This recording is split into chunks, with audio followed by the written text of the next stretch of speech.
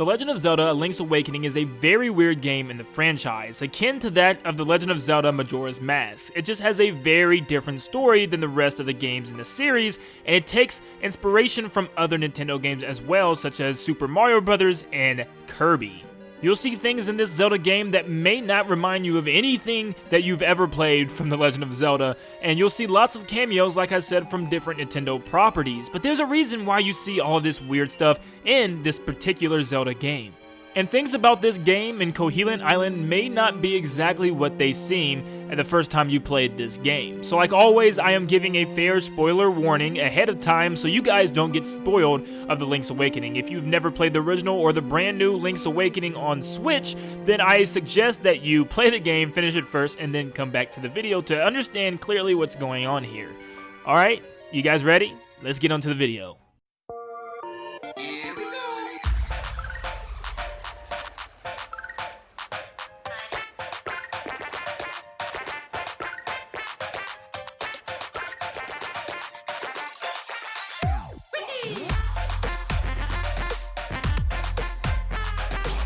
Link's Awakening is apparently set right after the events of the Game Boy games Oracle of Seasons and Oracle of Ages, where Link is traveling back to Hyrule on his raft. I don't know why this is the mode of transportation that he has, but this is the way he's coming back home. Well, something happens while he's out at sea. A giant storm brews and crashes him, landing on some mysterious island with a giant egg on top of a giant mountain. Then Link is awakened and set on his quest by a young lady named Marin that inhabits the island that it seems like everybody on the island loves, people and animals alike. But Link gets his quest all from an owl that tells him exactly what his quest is in the first place. He is to go to the 8 dungeons scattered across the island and get the 8 musical instruments to play the song of the Windfish in order to break open the egg and release him from his slumber. Now, first off, what's so weird about this story is nothing's really talked about the Windfish. It's kind of like a folk tale that all the people of the island just heard of, but they don't really know anything about him. They don't know what he does and what his motive is, and even the owl doesn't give Link any type of explanation as to why he's waking up the Windfish. What is the point, and why is he doing this? The only thing that he likes to put in Link's brain is multiple times telling him that it will help him to get home. It will lead him back to Hyrule if he can find the instruments and awaken the Windfish, but it doesn't say anything what's going to happen with the island and the residents there. But without any hesitation, Link goes to all 8 of the dungeons, getting the instruments and defeating the monster that inhabits each one, and eventually getting into the egg, cracking the egg open, and finding out the nightmare inside, a guy named Deathel, who takes the appearance of many different fears that Link has faced in his past, and past Links have faced in the timeline. But after defeating Deathel, he states, "This island is going to disappear, our world is going to disappear. Our world. Our world." And then he vanishes. Link is then led up some stairs by that owl once again, who claims that he is the guardian of the dream world, and he says one day the nightmares entered the dream and began wreaking havoc. Then you, Link, came to rescue the island. I have always trusted in your courage, which means the owls kind of already knew that he was going to come there, which is kind of weird. The owl's work is now done and the Windfish awaken and claims, "In my dreams there was a giant egg. It was surrounded by an island with people, animals, and an entire world." He then goes on to claim, "But verily, it be the nature of dreams to end. When I doest awaken, Koholint will be gone. Only the memory of the dreamland will exist in the waking world. Someday, thou may recall this island. That memory makes the dream world real." The Windfish then tells Link to play the 8 instruments to awaken both of them from their long slumber. And when doing so, we get a scene of everything and everyone, and even Koholint Island itself, disappearing from reality. So according to the Windfish himself, he is the great deity of the sky, and he fell asleep one day where nightmares apparently took over his dreams. And in his dreams, there was a giant island with a giant egg on top, obviously inhabited by people and animals alike, and the nightmares began to take over his dreams, keeping him stuck in rest. Or is that what he wants us to believe? Well, what other times have we seen Leviathans in The Legend of Zelda? Well, we've seen them at the very beginning of the timeline and the very end, starting off with Skyward Sword's Levias and ending with the 3 Leviathan bones found throughout the world of Breath of the Wild. Now, one thing we know about the Leviathans is they're normally deities that help and protect the people, with one exception of Levias when he was corrupted by the parasite, but once Link defeated it, he became normal and helping once again. However, is it possible that the Windfish could potentially be evil? Now let's go back to Link at sea. In order for Link to enter Cohelant Island, he had to be knocked out and placed into the dream world, which was the Windfish's dream world. And let's also take in fact that the Windfish is the deity of the sky, which could mean that he was the one that created the storm in order to bring Link to the island, in order to help him take out the nightmares. So what about the monsters or the so-called nightmares themselves? How do they come into play with this? Well, here's how. Now, most of the bosses in the game are kind of quiet and self-centered until you get to Slime Ill, where you'll have 4 bosses in a row that give you some dialogue to reference towards the game. He states, "So, you are the outsider come to awaken the Windfish. Hee, I shall eat you."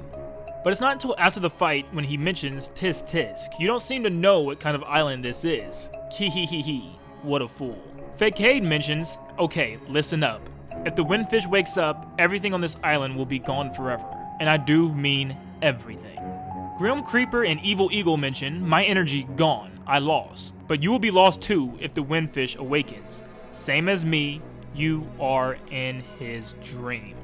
And last but not least, Hothead states before the battle, "I will never let you play the instruments of the sirens," and it highlights that text, and I'll get back to that in a second. But when you defeat him, he also mentions, "Crackle, why did you come here? If it weren't for you, nothing would have to change.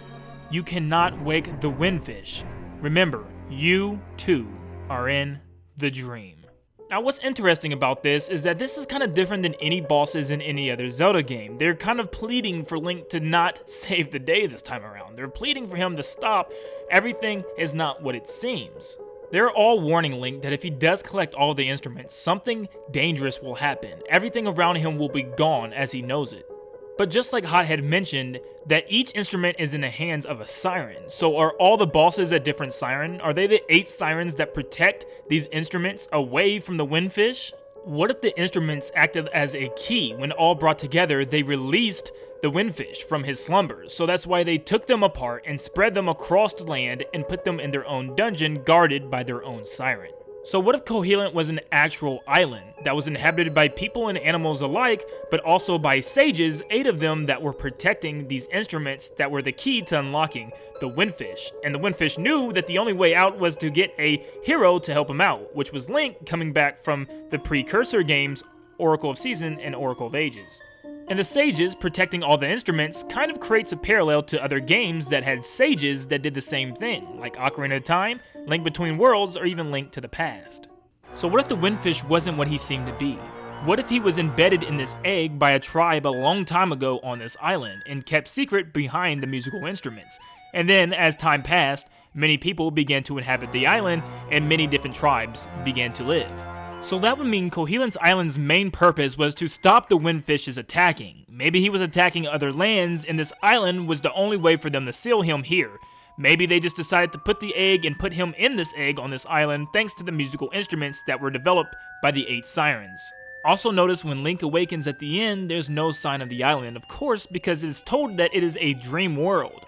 But he then sees the sign of the giant Windfish, which is kind of weird since no one has ever reported seeing this thing before. I mean, there's no lore in any type of Zelda game where the Windfish was a thing. He never was ever announced or even made public to anybody, not even Link himself. And that's what makes it so weird. It almost seems as if Link has set free the Windfish as he is now able to roam the world and continue causing havoc. Since Link apparently woke him up and set him free, he made everything from the island vanish, including the great townsfolk, the nice and cute animals, all the locations, everything.